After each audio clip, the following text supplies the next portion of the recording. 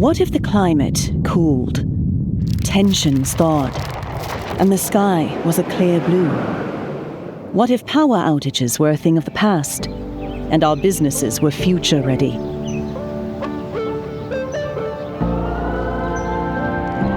What if our digital footprints were no more dangerous than our physical ones, and the only limits to a better world were the limits of our own imagination? What if this weren't just a pipe dream, but a possibility, even a promise? Because while prosperity is an ambition, not a guarantee, progress awaits, and technology is the most powerful tool humanity has.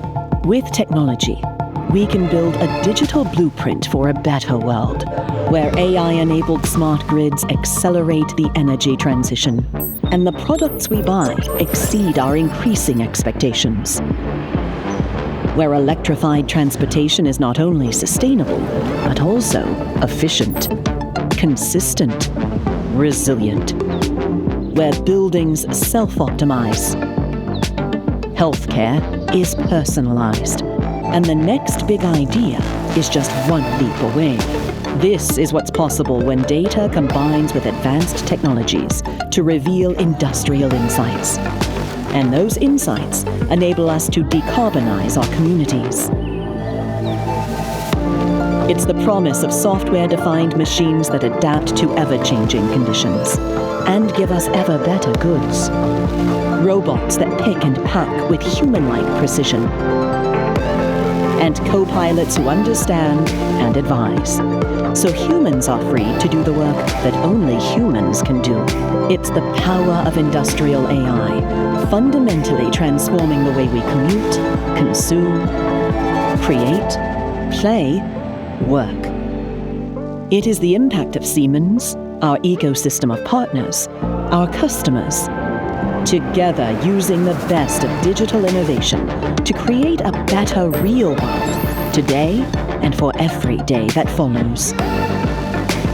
This is technology to transform the everyday for everyone. Please welcome to the stage Peter Kurta.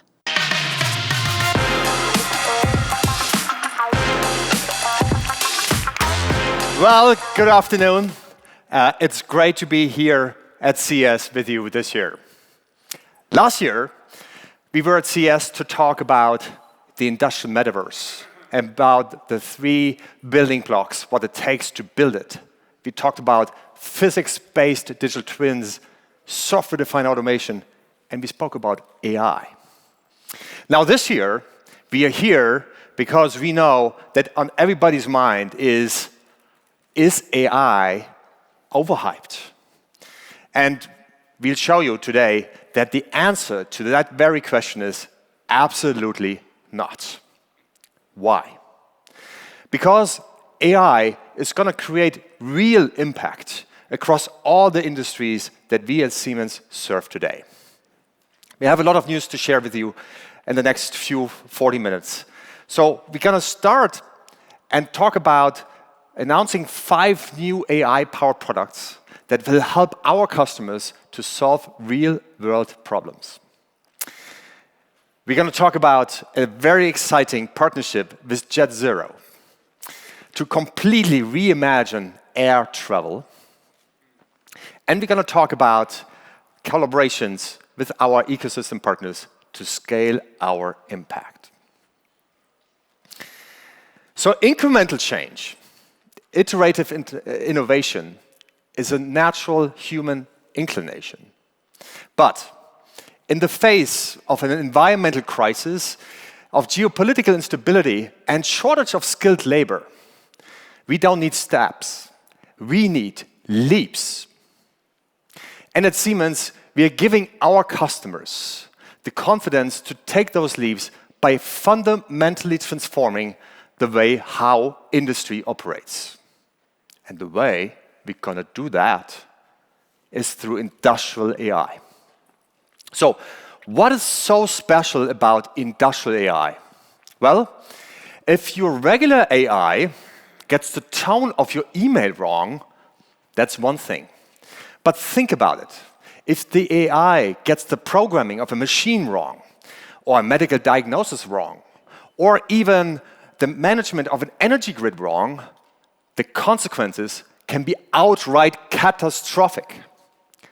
So therefore, industrial AI needs to be safe, it needs to be reliable, and it needs to be trustworthy. And as you all know, AI needs data, a lot of data. And turns out, as you probably have read, that for training these large language models, we are about to run out of data to train them. But in the industrial world, it's a very different thing. Not sure if you know, but there are 17 billion smart devices out there, twice the population we have on this planet. And that number is going to grow by almost 20% every year. And these devices, they're going to generate an enormous amount of data, a rapidly increasing amount of data about the products we use and about the world that we live in. This is a huge data treasure. Except 80% today is not used. It's valuable data wasted.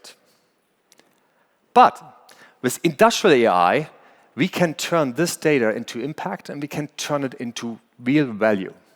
And that's why we are absolutely convinced that industrial AI is going to be the game changer going forward. In fact, today, already, we have more than 30 AI-powered applications with real-world impact. And let me give you a few examples. Take buildings. As you all know, we spend 90% of our time in buildings. And with industrial AI, we're making these buildings more efficient, we make them more comfortable, and we make them better for the planet. But how? Well, as just one example, we take our AI-powered offerings to manage cooling systems. And thereby, we reduce energy use and carbon emissions by 30%. Or take energy grids. You probably know that the demand for electricity is expected to double in the coming years, while the share, at the same time, of variable renewable energy sources like wind and solar is rising too. And for grid operators, that means a significant challenge.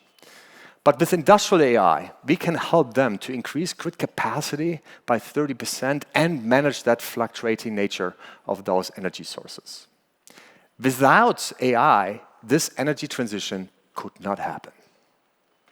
And then lastly, take factories.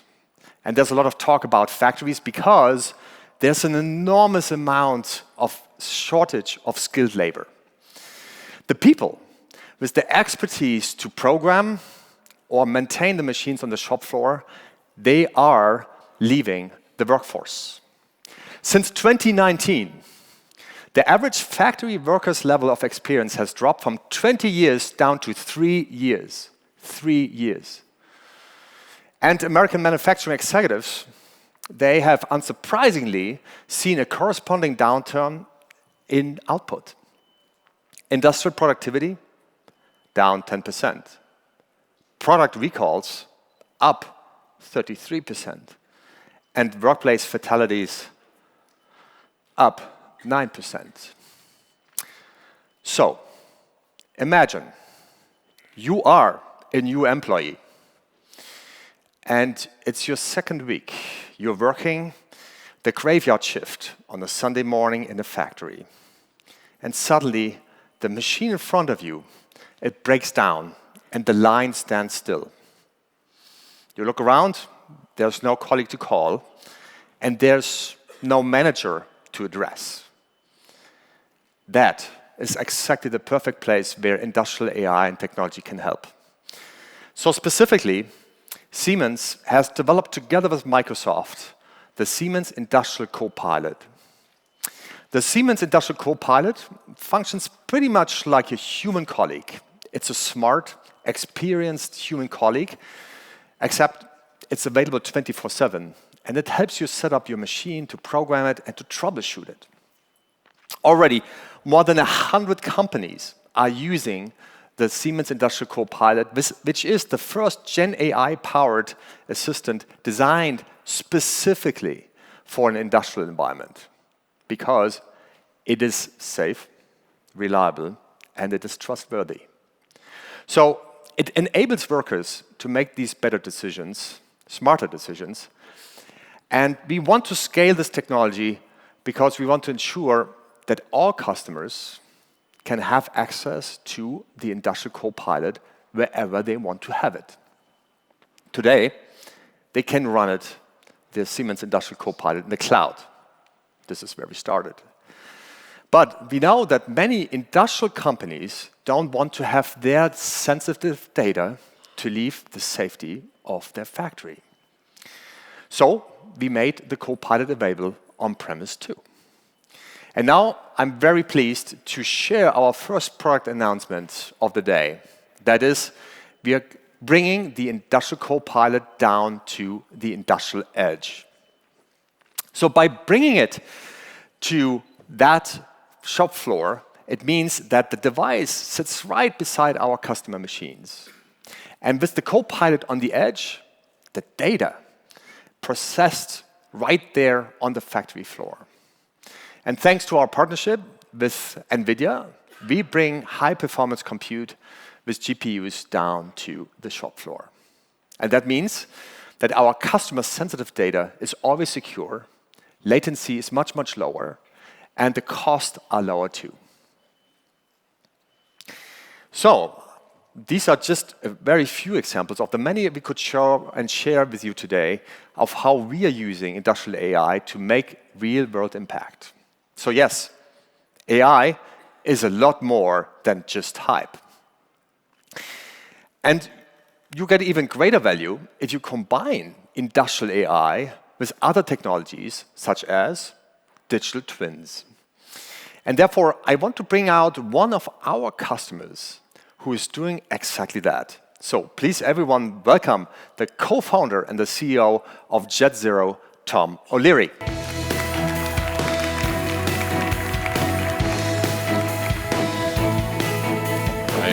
Hey, Tom. How are you, Peter? I'm great. How do you feel? Fantastic. So happy to be here. We are too, because I have to say, we talked about we want to take leaps and not steps. And that's exactly what you're doing actually at JetZero. You are fundamentally changing the way we think about air travel. So that's why we're very thrilled to have you here. And maybe you can tell us a little bit about this airplane that we see in the back, because I'm not sure about you, but the airplane I came looked very different to the one that we're looking here. Yeah, absolutely. So happy to share this with you. Really, when you look at this airplane, the shape is the new technology. It's brand new from tip to tail, though. From the avionics to the engines, we're using really existing systems, and that's so we can speed its entry into market. Because really, why we want to bring this to the market is the shape allows us to address everything that the market demands, what our customers demand at the airlines, right? And that is, with a blended wing, you can have an incredible step change, a jump in efficiency. That's what our airlines need most. They know that this shape allows us to change everything for the better, whether it be better performance, better comfort. And they need us to do that seamlessly within the infrastructure and the environment that they operate planes in today. So this plane is just what the doctor ordered. Looks terrific. Now, I would think that to build something like this, you're about to build it, yeah. You need a lot of technology, cutting-edge technology, and you choose Siemens as your technology partner. So share with us why that is. Yeah, this is an incredible challenge. It's an incredibly big and bold challenge to bring a new commercial plane to market, right? So we needed the best. And of course, we wanted to partner. We have to build this new shape at high rate, because the demand's going to be high. And so we wanted to partner with the global leader in manufacturing technology.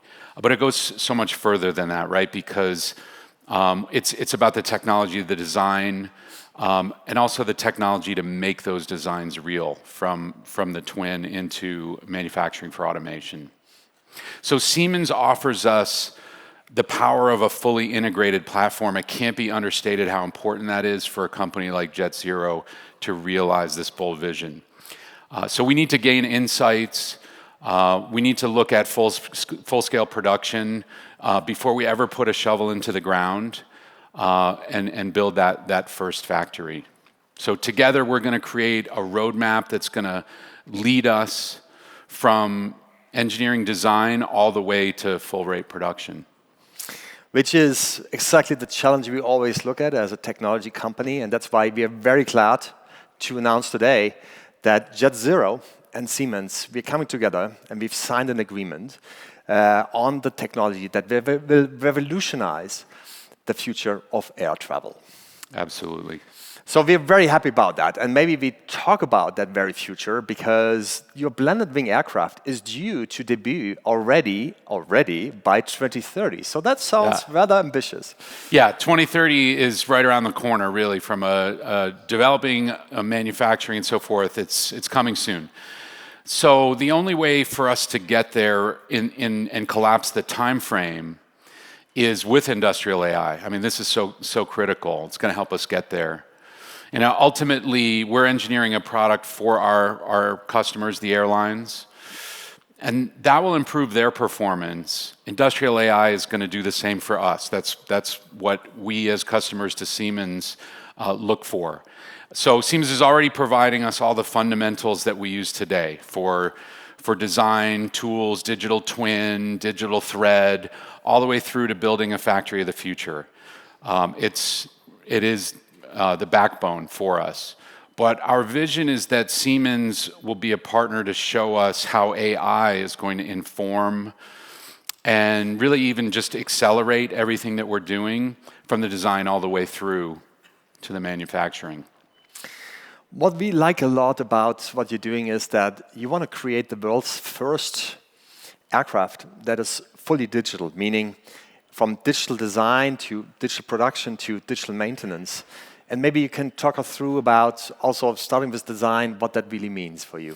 This is a great big challenge, right? Because we're entering a very mature space, right? So this digital twin is a strategic competitive advantage for us to be able to begin with the end in mind and effectively create a simulation virtually. We can de-risk the manufacturing process, kind of what you showed there, and we'll see more. It's going to let us validate our approach and scale our processes long before we take these planes to the skies and before we break ground on a factory. This is an incredible, it's basically a leap forward right off the starting block when you're building something from scratch. So thrilled about it. So you spoke about that very digital twin, and we have to think about that. You actually can also immerse yourself in there so that you can start to design, collaborate, explore that product with many people around the globe. Yeah, this is so important for us as a distributed company. We started the company in COVID. We had no facilities. Everybody was distributed globally. So this is so critical to what we do. So then last year at CES, we showed a groundbreaking new product that can enable exactly this kind of immersiveness, which is the Sony head-mounted display for immersive engineering. And the great news also today is that very device, while pre-showed last year, it's now available for purchase. And this mixed reality headset, it enables the next generation of 3D content creation. It's built on a Qualcomm Snapdragon XR2 Gen 2 platform, which gives us the compute that we need to make it seamless. It has two 1.3-inch OLED microdisplays with 4K resolution, which means it pretty much matches the precision of the human eye. And with the two precise finger controllers, it's very intuitively to manipulate and to design these 3D models. It has 4 tracking sensors to detect the spatial information, and the haptics are amazing because they really feel incredibly natural in that very mixed reality experience. And I only can invite you to test it because the headsets are very comfortable that you can wear them also for extended use. And these headsets were originally developed by Sony for their own engineers, engineers who used our Siemens software at the time, and still do, to design the Sony products. But the Sony folks, they got so excited about that they found the immersive experience so beneficial, they partnered with us so that we also can offer it to our customers. So customers now like JetZero. And Tom, therefore, the question is, how would you envision to use such a device as the Sony head-mounted display? We just can't wait to get our hands on it and utilize it for effectively everything. I mean, that's really the plan for us. So maintenance, manufacturing, inspections, and we want to accelerate that. On the way here, I stayed on the tarmac for an extra 2 hours because they had to make a small minor repair, and then it was really the paperwork that we were waiting for. So we're looking for a world of maintenance where these type of devices can be huge.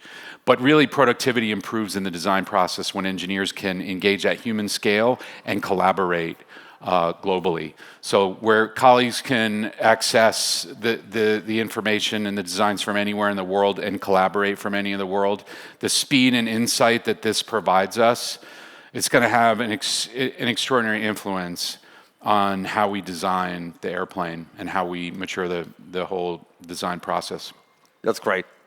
So that's all about the design process, but we also talk about the factory. So how are we going to build that? So I understand that blended wing aircraft, it will be built at a factory right here in the United States. Any news to share where that is, that factory? We can't share that just yet. But we have been going through a rigorous process. It's going to be here in the United States. The Air Force is one of our customers. That was something that they were particularly keen on, is making sure that we were building our factory here in the United States. But it's going to be a fantastic state-of-the-art facility that we're relying heavily on Siemens expertise to help us build.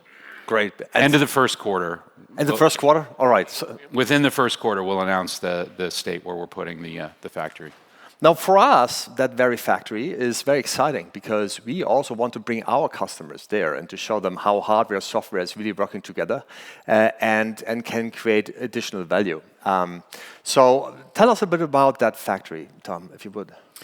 Well, I mean, really, the impact for the environment for this plane is going to be significant.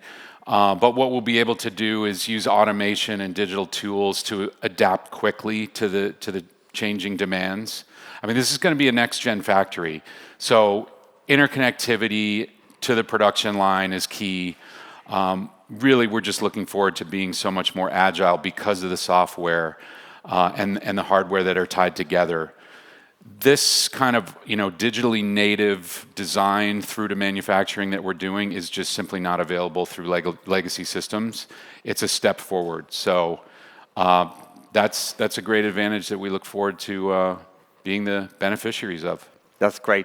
And exactly that's what we want to do. So we want to bring many of our customers there so that they can see and then believe really what is actually possible to bring all of this together. And since you've been at Tesla, you know pretty well of how important that is to scale up and already think about in the very early design process about the design for manufacturing. Absolutely. We're just, lather, rinse, repeat. We're deploying those same sorts of principles as we work on JetZero. That's great. So may I shift gears to sustainability? Yeah. So JetZero obviously is all about zero, I would imagine, on carbon. And we know that aviation is a contributor to greenhouse gas emissions. And the blended wing aircraft actually has, I guess, a lot of advantages to get us there. Yeah, this is a much more pragmatic approach to how we get to zero carbon emissions or net zero, which our name implies, right? That's the ultimate goal. And we feel that goal is inevitable. It's a matter of, what kind of time horizon. But the question is, what's the first move forward, right? And so we can get to a 50% improvement by lowering fuel burn by 50% with this design. And then that's going to enable us to move to more sustainable fuels, but really all those solutions that get us all the way to net zero and then absolute zero, those all come at a premium. So the first thing you do is lower that burden. So this design is really the first way to do that. That's fantastic. So we are convinced this is the right way of going. So we have a clear vision of where the shape of air travel is going to go. And we have a clear vision of where that technology is needed, where that is going to go. And together, obviously, we can realize that very vision. Agreed. We're so happy to be partnered with Siemens on this. Again, for us, it's so important to be partnered with the global leader in manufacturing technology, and we're just grateful for your time and interest in helping us do what we need to do to achieve our vision. Thank you, Tom. For us at Siemens, it really is a big pleasure. It's very exciting to revolutionize the way we all travel on these aircrafts every day. And it's have been exciting and a privilege to have you here. Thank you. Thank you. Thank you, Tom.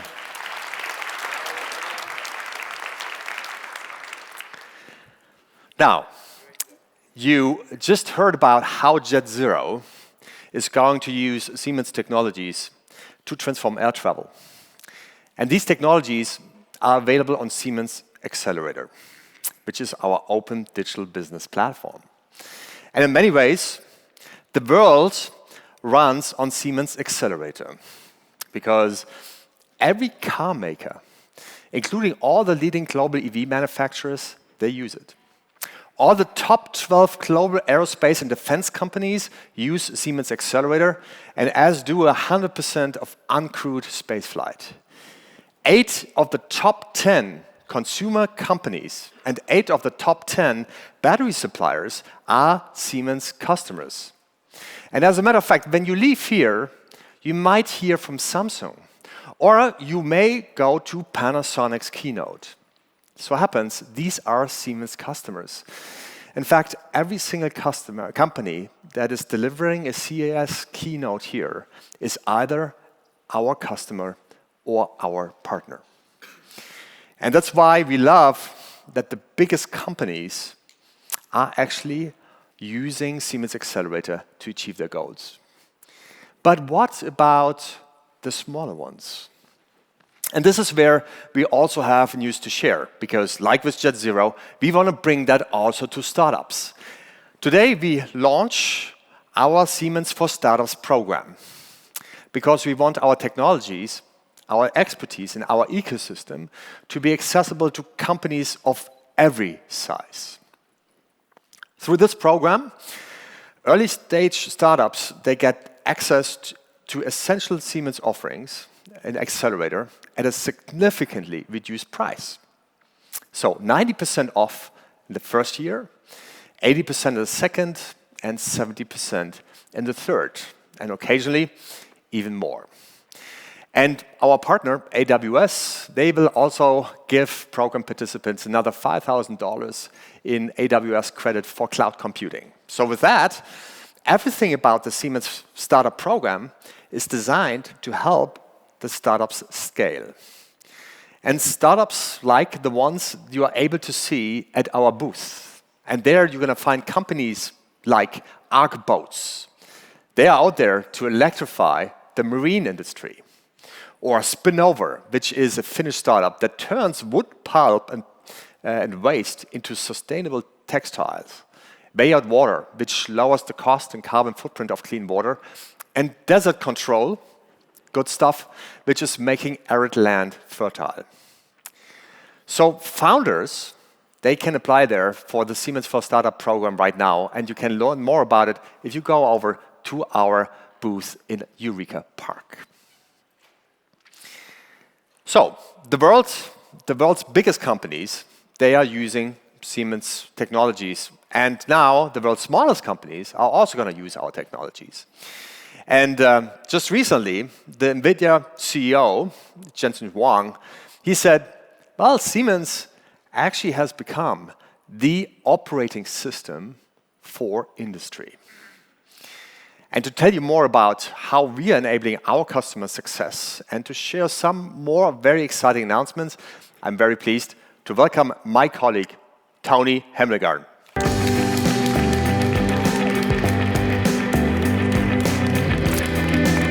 Thanks, Peter.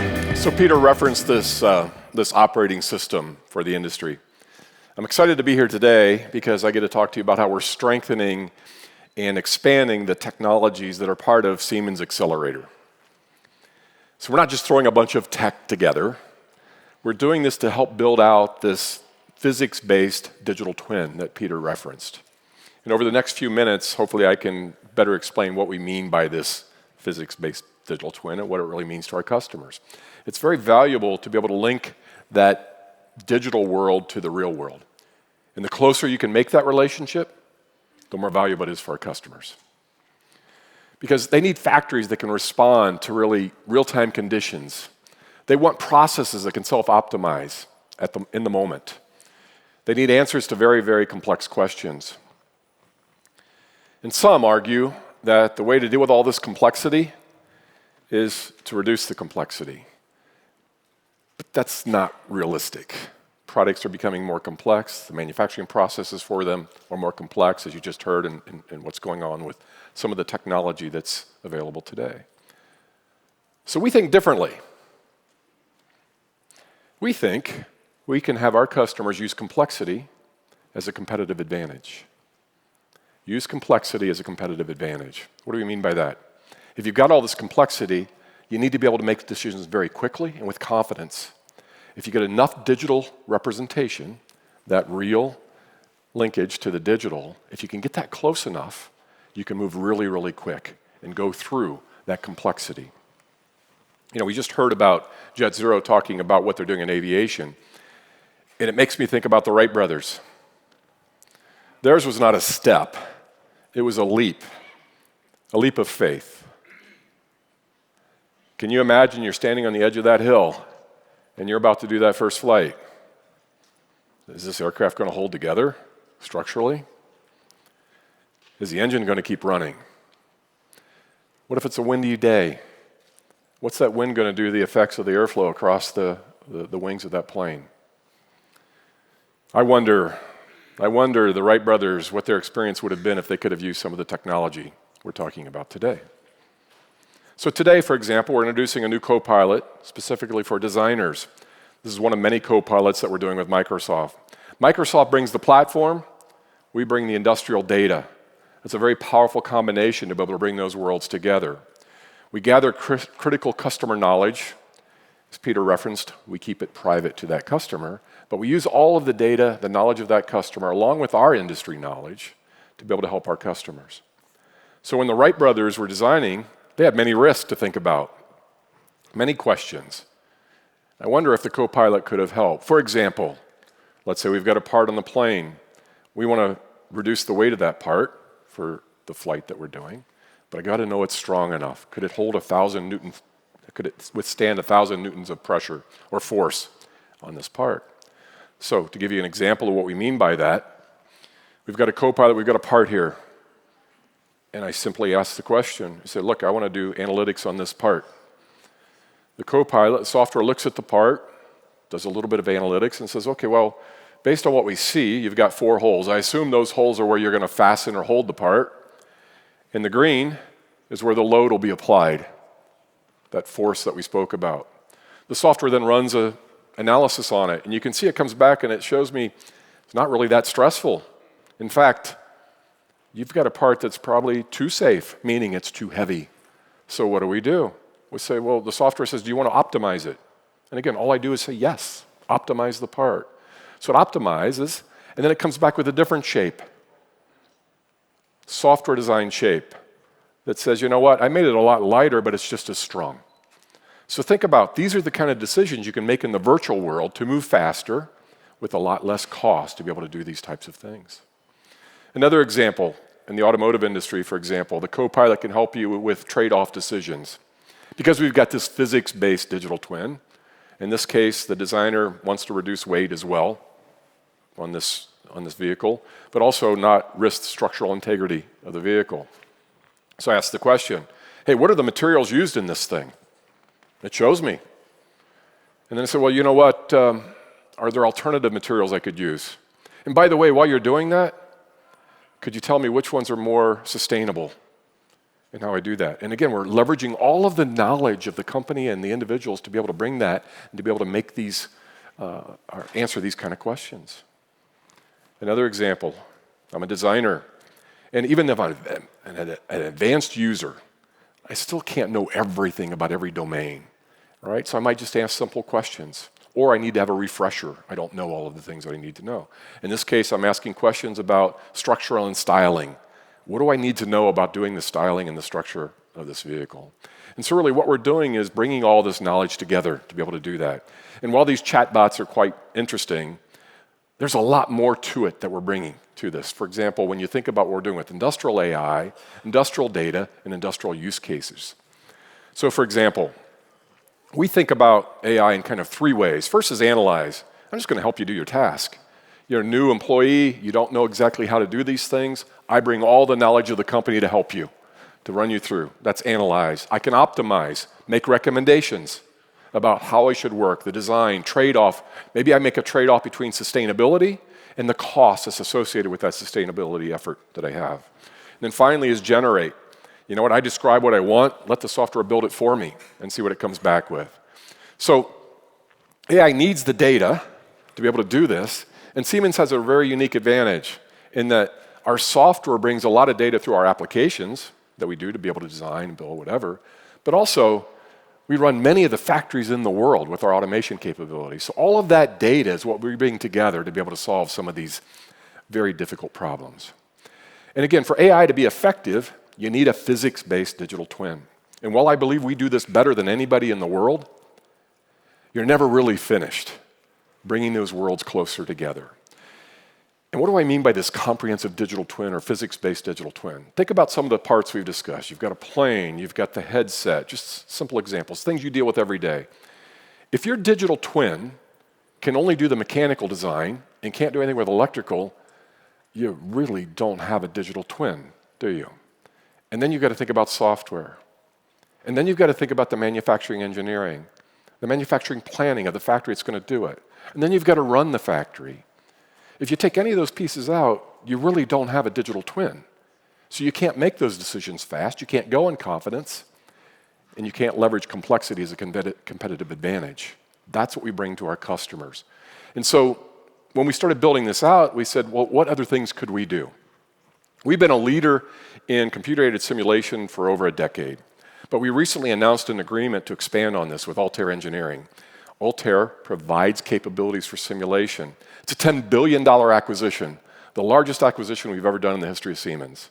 And what they bring to us is, you saw earlier when I took that part, I said, like, make it lighter, make sure I keep the strength there.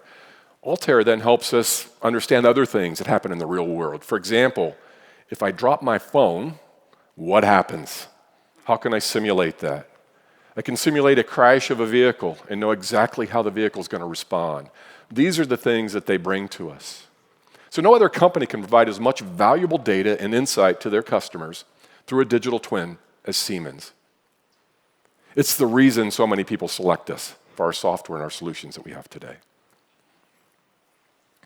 I'm also excited to talk about a partnership we have with IBM and Accenture. What we're doing here is creating a design and verification environment for software-defined vehicles. More and more products, software is in that. Software-defined vehicle is a term used very much today in the automotive business. And what happens here is when you're developing a product that has software and hardware together, they develop at different paces. The problem is you need to have a relationship between those two things because they are related. You've got to understand that linkage that's there as you go forward. Consider, for example, the Sony headset. When we're building this thing, we build it for work in an office environment. But now we're thinking, well, what if we go into the factory? Well, the sound in the headset is going to have to be amplified because the factory's noisier. Now you need more power. Is the integrated circuit going to be able to handle that? Right? So you've got to think about those things. You've got to think about electromagnetic interference in the factory. You don't want to discover or define that problem after you've started fabrication of an integrated circuit onto a wafer. If you find it at that point, it's extremely expensive. We want to make sure we can do that up front as you do the design process. And as more and more companies are developing their own integrated circuits, particularly even in automotive today, they want to do this all up front. We call it shift left. Find the problems early so you can make sure that you're not doing it late in the design and manufacturing process. So what we've done with Accenture, with IBM, is we've defined a framework that allows our customers, a cloud-based solution to be able to do this, to move quickly because we find we've built a way to do end-to-end traceability. You make a change in the hardware, software, we can trace the two back together and show exactly how you make those decisions. We're helping our automotive companies get the software right faster and get it out with better quality. Again, it's an enabling factor that's not just a step, but a leap when you think about where we're taking that with our customers. And by the way, you can see some of this at our booth, see some of the demos at our booths here at CES and what we're doing with this technology. You know, Peter spoke about startup companies, and I suppose if you think about it, the Wright brothers were the ultimate startup company, right? Not a lot of capital, got to be agile, got to move fairly quickly. And so what we're doing is, to help startup companies, we're introducing a product called Design Center. What we do with Design Center is we take our authoring capabilities. We have a tool called NX for solid modeling. We've got Solid Edge. We've got other types of tools that we use that are cloud-based and so forth, that allow our customers to be able to grow with us, and their data grows with them as we go forward. What do I mean by that? Oftentimes, a startup company will select a piece of software, and it works really well as the startup, and then as you start growing and expanding, you need more. And oftentimes what happens then is you've got a major revolution you go through. You've got to migrate data, you've got all kinds of things you have to deal with. We want to make sure that we don't have that with our customers. So with companies like JetZero can start quite small, and as they grow, really what we have is zero interruption of the data. The data can move back and forth through that entire process and make sure that we guarantee that it's an evolution rather than a revolution in the way you deal with the software. It also works for large companies with their supply chains to be able to integrate, because they could be very small companies, and you want to make sure the data you produce in those companies is compatible with the larger companies all the way through. Design Center is the way we will solve that problem. By the way, every one of those Sony headsets that we ship to our customer will have these design capabilities included with the headset as we go forward. We're also here today to talk about our Teamcenter Digital Reality Viewer. We bring the digital twin. Again, we bring the digital twin to the process. NVIDIA makes it look photorealistic. I'll show you some examples of how we think about that. If you think about 3D modeling over the years, really, you interacted with models that were kind of in basic colors. When you think about how you view the product or view what's going on with the colors in this case. So for example, an automobile. If I want to see it in a photorealistic mode, in the past, you would go to a special room called a cave, and the cave would have these projection screens on the walls, the ceilings, everything else, and you could say, well, look, I want to see what the sun looks like hitting a body panel or whatever. But it was a very expensive process because you had to go to this room to do it, and by then, you're limited. Only a few people got to go. We looked at it, and we said, why are we not making this available to everyone all the time? That's the work we've done with NVIDIA, to be able to give it and provide the access to this anywhere. And you can see the digital twin, a real model, every nut, bolt, screw of the thing is modeled, you know exactly how it's going to go together, and then NVIDIA helps us put it in the background and makes it look, you know, photorealistic as you go forward. So we've talked about this digital twin, the physics behind it, the idea of how we bring it all together, how we leverage AI on top of this. Peter's going to take the next step and show how we bring all these pieces together to really start making decisions a lot faster with our customers. Thank you so much. Thank you. So when we add industrial AI to the technologies that Tony just talked about, like the most comprehensive digital twin, we're actually able to accelerate our path to, yes, the industrial metaverse. And that means that you not only get the experience to get into your factory in a digital world, optimizing it for the real world just 1,000 times faster, you also get the opportunity to ask questions along the way. So let's come back to our factory example, our factory worker. Let's assume you're the plant manager, and you are taking over in the morning, and you actually want to know what happened there last night, and was actually everything properly corrected. And these plant managers now, they are able to get these answers and insights in real time. And the only reason why that is possible is all because of the industrial AI that works in the background of this. And at Siemens, we are the leader in industrial AI. And let me give you the 3 reasons why we think so. For one, Tony spoke about that, we have access to data. And not just any data, but specifically to very relevant data. Every third machine today in the world that is on the shop floor can be connected through Siemens controls. And we manage more design data than anyone else out there in the world with our lifecycle management software. So we have access to design and automation data like no one else. Second, it's not just about the data. Actually, you have to have deep industrial know-how to make that very data useful. Because you have to understand the pain points and the use cases of every single industry that we serve, like the cooling systems in the buildings I referenced earlier. And today, we serve more than 25 industries, from automotive, aerospace, to pharma, semiconductor, oil and gas, utilities, you name it. So we bring that deep understanding of what really drives our customers. And then lastly, let me emphasize, AI is not new.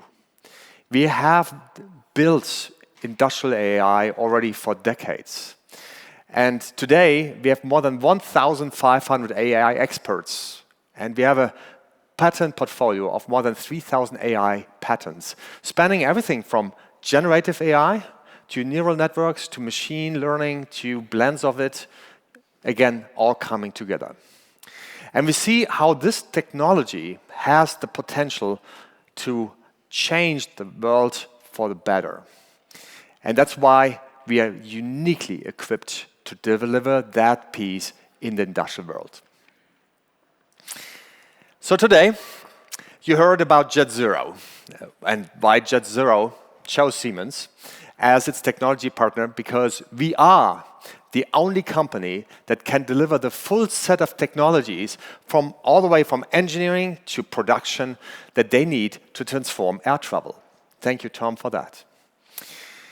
And you heard a lot about new technologies that we're going to introduce this year. Technologies such as the ones that you saw, like the Siemens Industrial Copilot, now also being available on the industrial edge.